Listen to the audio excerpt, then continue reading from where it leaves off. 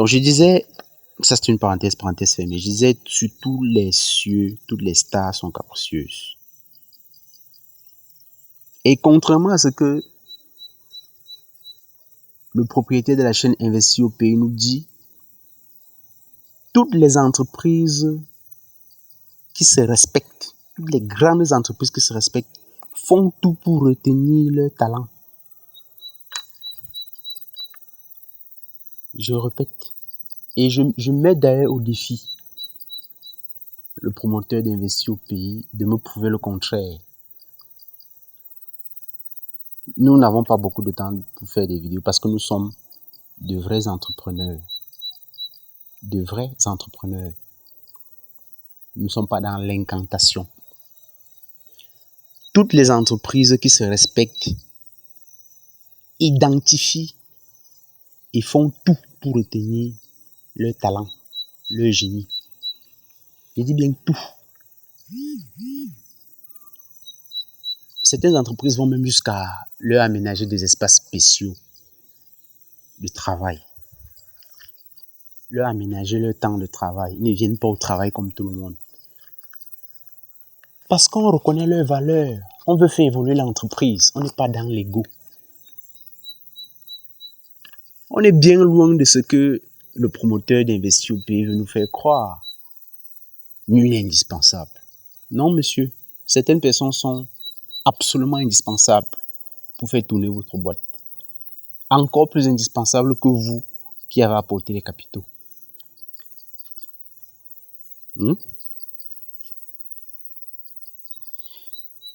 Je regarde beaucoup de films et de séries sur l'entrepreneuriat. S'il y a l'une de ces séries que je peux conseiller, que je peux vous conseiller, c'est Billions.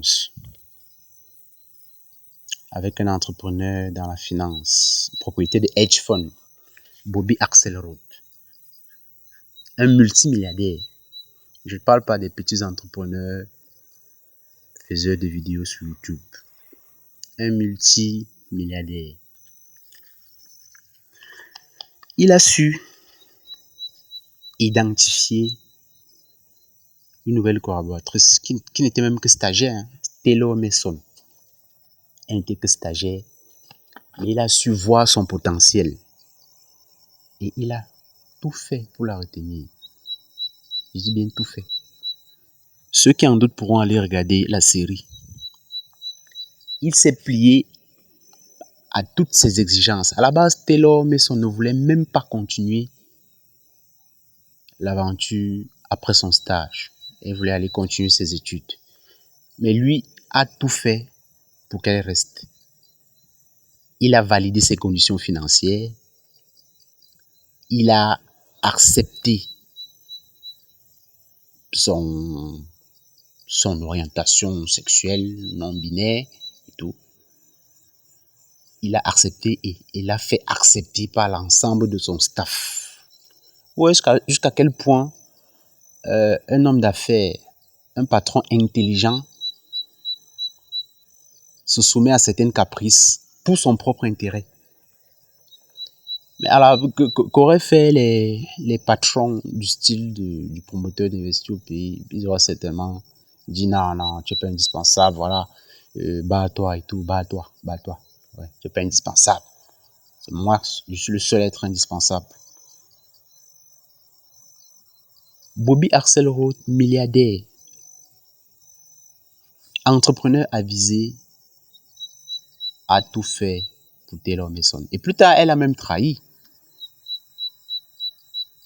Mais malgré tout, il a engagé les batailles, non pas pour la détruire, mais pour la faire revenir à la maison. Et il a reconnu devant elle, tu es un élément, bon, c'est pas une citation, il le disait en gros, en substance, tu es un élément unique parmi des millions. Ça faisait longtemps que je n'avais pas trouvé un élément comme ça. Et tu ne peux travailler pour personne d'autre que pour moi. Pas même pour toi-même. Tu vas travailler pour moi. À toutes tes conditions. Mais travaille pour moi. Voilà ce que font les patrons intelligents. Ils identifient et chouchoutent leur star, leur génie, leur talent. Et c'est peut-être ça la raison du succès et de la pérennité des multinationales des pays occidentaux.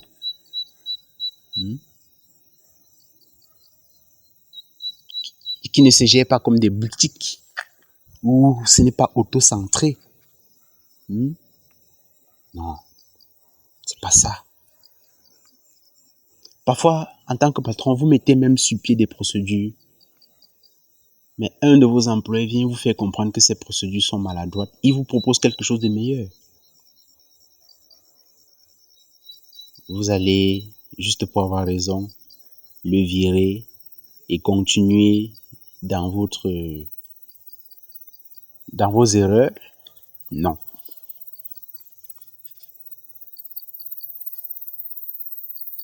Donc, je crois qu'Onana est notre Taylor Mason à nous. Pour le moment, en tout cas. Et une personne intelligente aurait tout fait pour la retenir. Surtout que c'est pas comme s'il avait tué quelqu'un, encore une fois. Il n'a pas fait pire que certains. J'en suis sûr.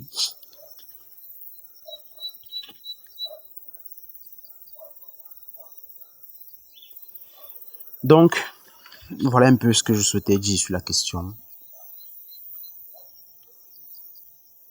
Ne soyons pas des entrepreneurs comme le promoteur d'investir au pays qui préfère perdre du chiffre d'affaires en sanctionnant quelqu'un qui a réfléchi. Peut-être de façon impétueuse, mais dont la réflexion tenait la route. C'est de ça qu'il est question. Il faut raison garder.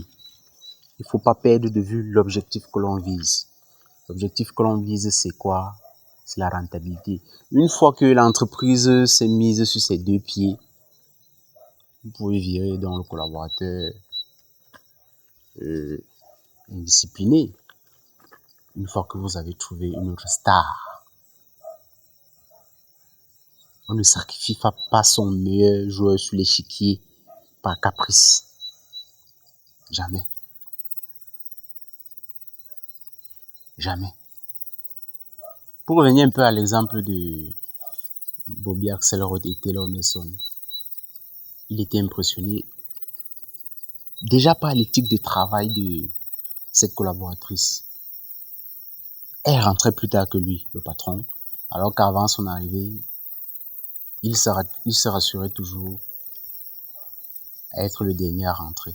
Il a donc trouvé quelqu'un qui avait une meilleure éthique de travail que lui. Il a compris, ça c'est un élément que je ne dois pas lâcher. Ça c'est un élément incontournable pour mon équipe. Et à peine elle était arrivée, elle est passée de stagiaire à directrice de l'exploitation.